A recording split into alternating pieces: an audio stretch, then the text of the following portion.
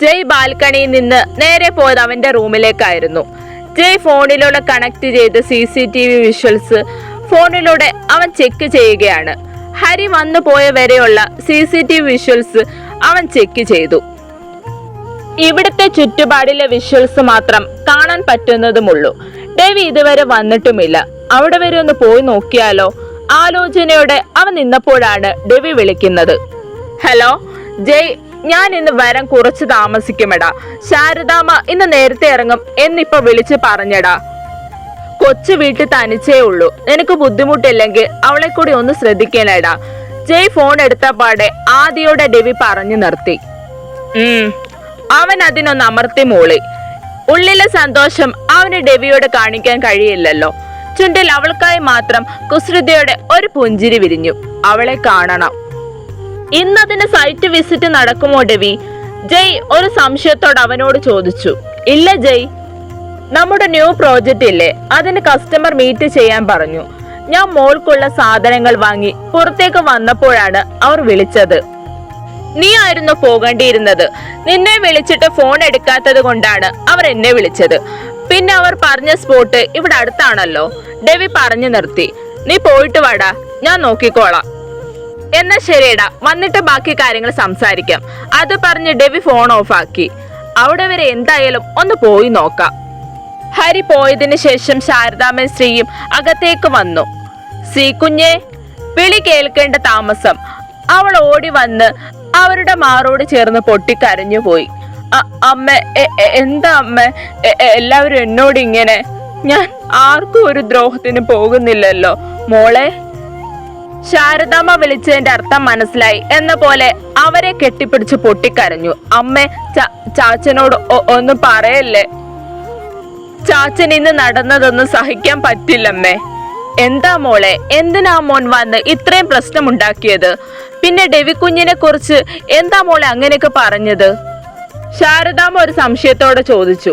അതൊക്കെ വലിയ കഥയാണമ്മേ. ഞാൻ ആ സാറിന്റെ വീട്ടിലെ ജോലിക്കാരിയായിരുന്നു. ശ്രീ വായി വന്ന കള്ളം പറഞ്ഞു. ശാരദാമ്മ പിന്നീടൊന്നും ചോദിക്കാൻ നിന്നില്ല. അവൾ പറഞ്ഞത് പൂർണ്ണമായി വിശ്വാസം വന്നില്ലെങ്കിലും അവർ ഒന്ന് തലയാട്ടി.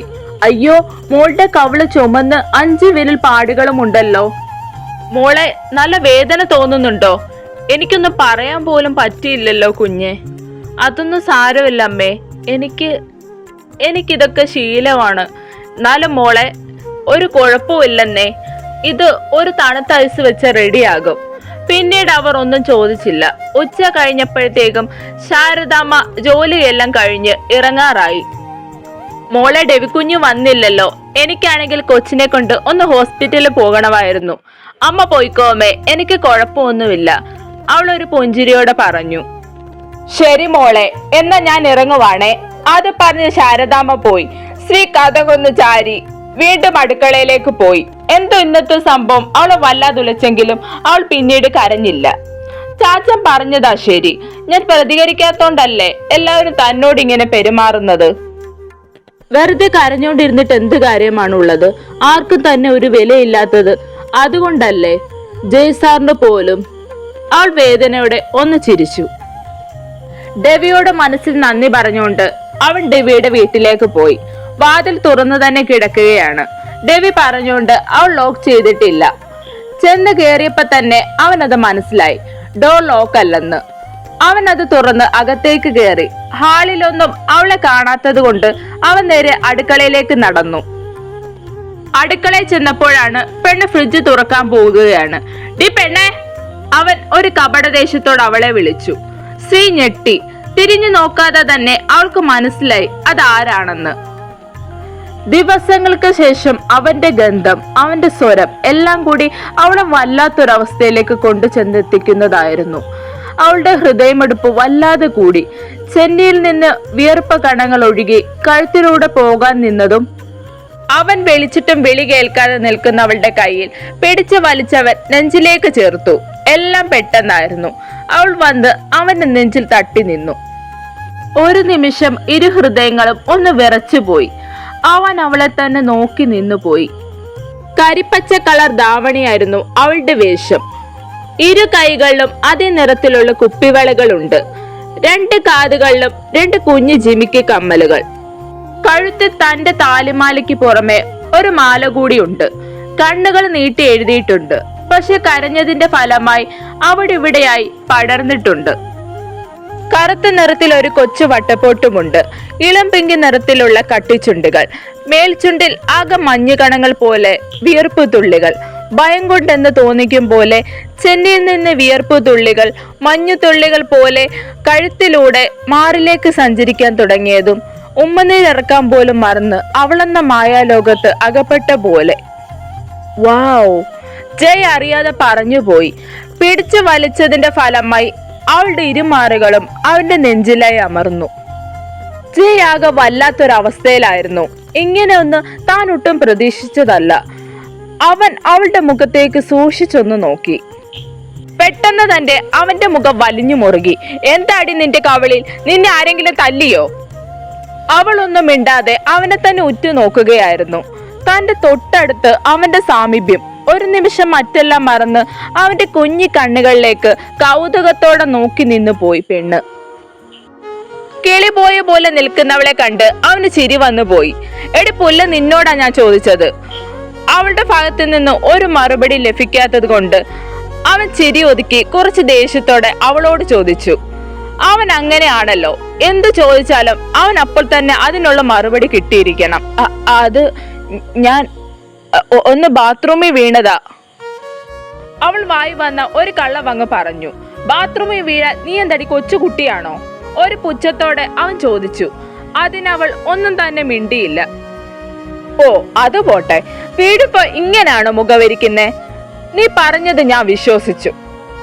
നീ പറയുന്ന കള്ളം വെള്ളം തൊടാതെ വിശ്വസിക്കാൻ ഞാൻ അതടി പൊട്ടനാണോ? നിനക്ക് എന്നെ കണ്ടിട്ട് പൊട്ടനാണെന്ന് തോന്നുന്നോടി? അവൾ കള്ളം പറഞ്ഞത് ഇഷ്ടപ്പെടാത്തതുപോൽ അവൻ കുറച്ച് ദേഷ്യത്തോടെ അവളോട് പറഞ്ഞു. അവളുടെ ഇടുപ്പിൽ കൈ മുറുക്കി പിടിച്ചുകൊണ്ട് അവൻ ചോദിച്ചു. അവന്റെ ദേഷ്യം കണ്ട് അവൾ ഇന്ന് നടന്ന കാര്യങ്ങൾ അവനോട് ചുരുക്കി പറഞ്ഞു. മംഗലത്ത് നിന്ന് ഹരിസാർ ചാച്ചനെ കാണാൻ വന്നിരുന്നു. ചാച്ചൻ വരാൻ താമസിക്കുന്നത് കൊണ്ട് കുറച്ച് വെയിറ്റ് ചെയ്തതാണ് ഹരിസാർ. കുടിക്കാൻ ചായ കൊണ്ട് കൊടുത്തപ്പോൾ എന്റെ കാൽ അറിയാതെ ടേബിളിൽ തട്ടി ചായ ഹരിസാറിന്റെ ഷട്ടിൽ കുറച്ച് വീണു പോയി. അതാ തല്ലിയത്.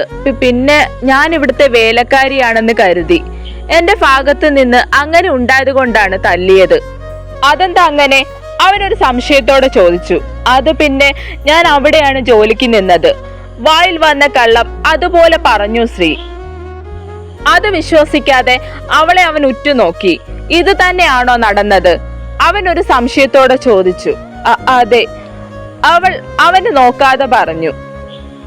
അവൻ കുറച്ചു നിമിഷം ഒന്നും മിണ്ടാതെ അവളെ തന്നെ നോക്കി നിന്നു. സ്വന്തം സഹോദരന് വേണ്ടി എന്തിനാ മോളെ ഇങ്ങനെ കള്ളം പറയുന്നത്? നീ മറ്റുള്ളവരെ സ്നേഹിക്കുന്ന പോലെ നിന്നെ ആരെങ്കിലും സ്നേഹിക്കുന്നുണ്ടോ പെണ്ണെ? മനസ്സിലാക്കുന്നുണ്ടോ? അവന്റെ ഒരേ ഒരു പെങ്ങളല്ലേ? എന്നിട്ടും സത്യം ചോദിച്ചറിയാൻ അവന് തോന്നിയില്ലല്ലോ. അവനല്ലേ മൂത്ത സഹോദരൻ. എന്നിട്ടും ഹരിയെ കൊല്ലാനുള്ള ദേഷ്യം തോന്നിപ്പോയി അവന്. ഇപ്പോൾ ഇവൾ എന്റെ പെണ്ണാണ്. ഇവളെ അടിക്കാനായാലും സ്നേഹിക്കാനായാലും എന്നേക്കാൾ അധികാരം മറ്റാർക്കുമില്ല. ഞാൻ ഇവളെ താലി കെട്ടുന്നതിന് മുമ്പ് തന്നെ ഹരി ഇങ്ങനെ ആകുമല്ലോ. എന്തിന്റെ അവകാശത്തിലാണ് അവൻ ഇവൾക്ക് മുമ്പേ കൈ ഉയർത്തിയത്? ഹരി, നീ എന്റെ പെണ്ണിനെ വേദനിപ്പിച്ചതിന് നീ അറിയാൻ പോകുന്നതേ ഉള്ളൂ.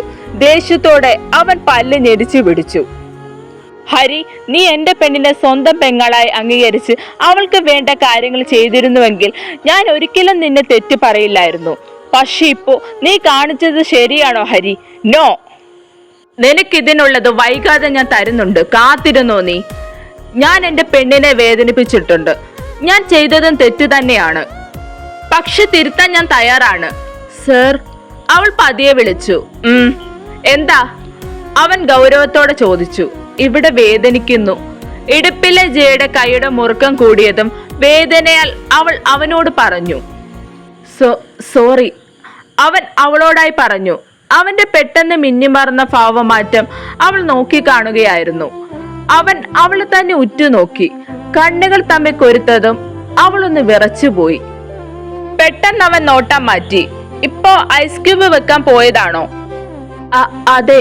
ഫ്രിഡ്ജിന്റെ അടുത്ത് നിന്ന് അവളെ മാറ്റി അടുത്ത കിച്ചൺ സ്റ്റാബിൽ അവളെ എടുത്തിരുത്തി. എല്ലാം പെട്ടെന്നായിരുന്നു. പെണ്ണ് മിഴിച്ചു നോക്കുകയാണ്. എന്താടി? നോട്ടം കണ്ട് അവൻ ചോദിച്ചു. ഒന്നുമില്ല, വിക്കി വിക്കി പറഞ്ഞൊപ്പിച്ചു. നിനക്കെന്താടി? എന്നെ കാണുമ്പോ മാത്രമേ ഈ വിക്കലുള്ളോ? എനിക്ക് വിക്കൊന്നുമില്ല സാർ, അവൾ കെറിവിച്ച് പറഞ്ഞു.